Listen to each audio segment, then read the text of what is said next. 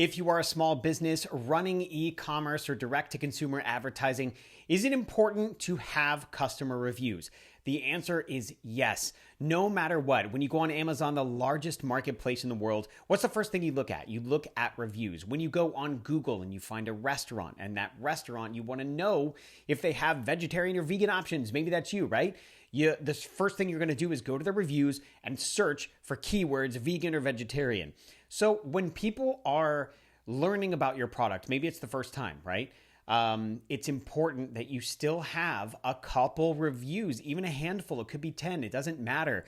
But there's a couple things here that you need to think about. First, you need to think about the FTC rules. If you don't know what they are, just look them up. Essentially, you need to do things in an honest way. You don't have fake reviews. You don't make up your reviews. You don't use fake avatars or fake pictures and things like that. Just do things the right way, right? If you do things the right way, there's nothing to worry about. If you do have a product that is brand new, I would recommend sending it to a couple people for free, right? There's like the Amazon Vine program where there's people that test out products and they're listed as a actual, review from someone that received the product for free. That's okay. You're getting a real person to review it, and that's going to help your product stand out. Now, of course, that's just Amazon.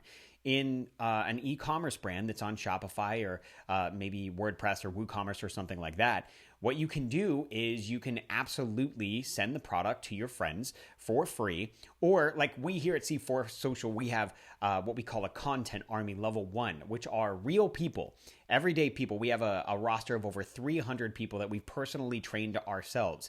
These people are everyday people who like to make a couple extra bucks to help pay for their cell phone bill or go out to dinner or something like that, right?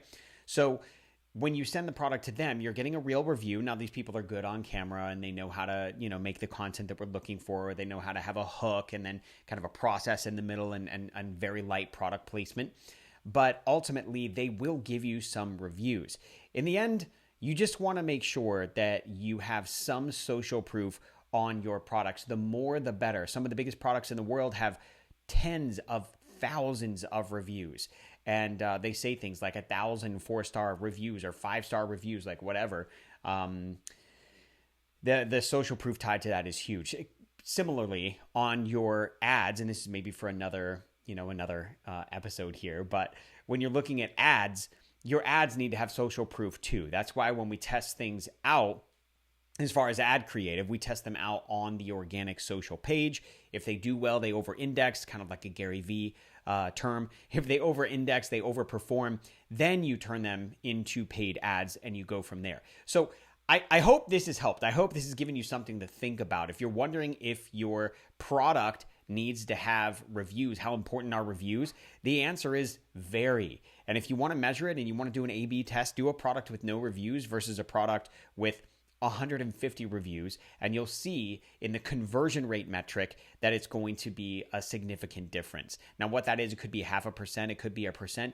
That could be the difference of tens of thousands of dollars, depending on how much you're spending and how much your product is actually worth. So some things to think about. I hope this helped. If you need anything, just check us out over at c4social.com. Till then, we'll see you later.